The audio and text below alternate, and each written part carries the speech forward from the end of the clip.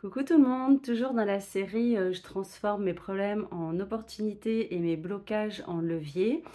Je voudrais témoigner aujourd'hui de comment faire le deuil d'une profession qu'on aime. Donc c'est une spéciale dédicace pour une de mes clientes qui se reconnaîtra.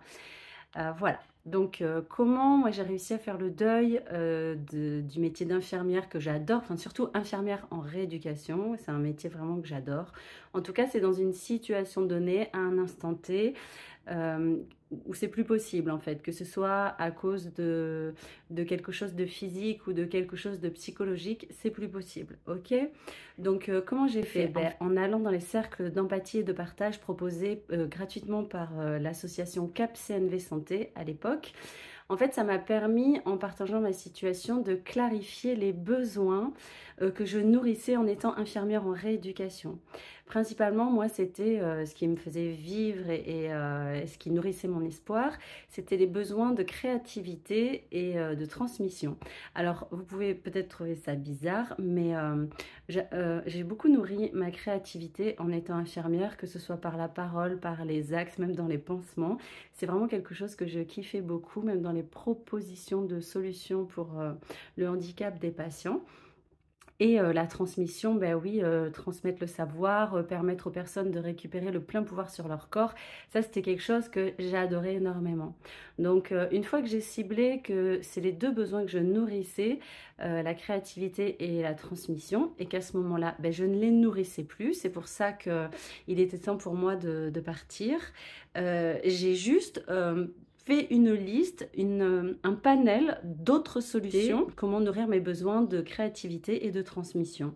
Voilà, ma chère P. Je pense que si tu arrives à définir clairement ce que tu nourris comme besoin en tant qu'aide-soignante, ce que tu nourrissais en tout cas quand tu avais la pleine possession de ton corps, eh bien tu vas pouvoir trouver d'autres solutions pour nourrir ces besoins-là d'une façon très créative, j'en suis sûre, et tu verras. Une fois que tu trouves les bons besoins et que tu trouves d'autres solutions qui vont nourrir ces besoins, vraiment, je t'assure que euh,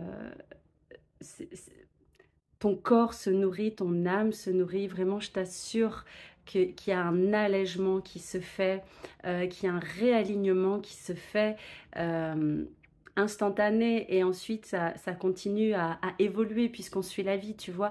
Moi, il y a quelques mois, le métier d'infirmière est revenu me manquer, donc j'ai reclarifié à nouveau ce qui me manquait dans le métier à ce moment-là. Donc il y a quelques mois, c'était plus la créativité et la transmission, c'était le contact avec une patientèle médicalisée, on peut dire ça comme ça.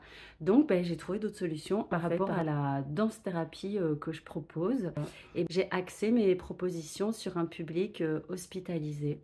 Voilà, et je vais continuer à développer ça aussi parce que je me rends compte que j'ai toujours à cœur de contribuer aussi au sein même des institutions.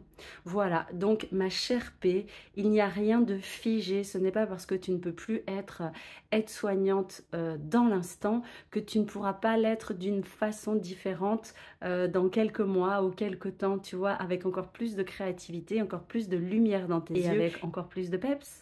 Ouais, ok. Voilà, c'est ce que je voulais vous partager aujourd'hui. C'est vraiment transformer une situation en opportunité, une opportunité de grandir, de s'ouvrir à autre chose à laquelle on n'aurait jamais pensé si on ne s'était pas retrouvé dans cette situation. Voilà.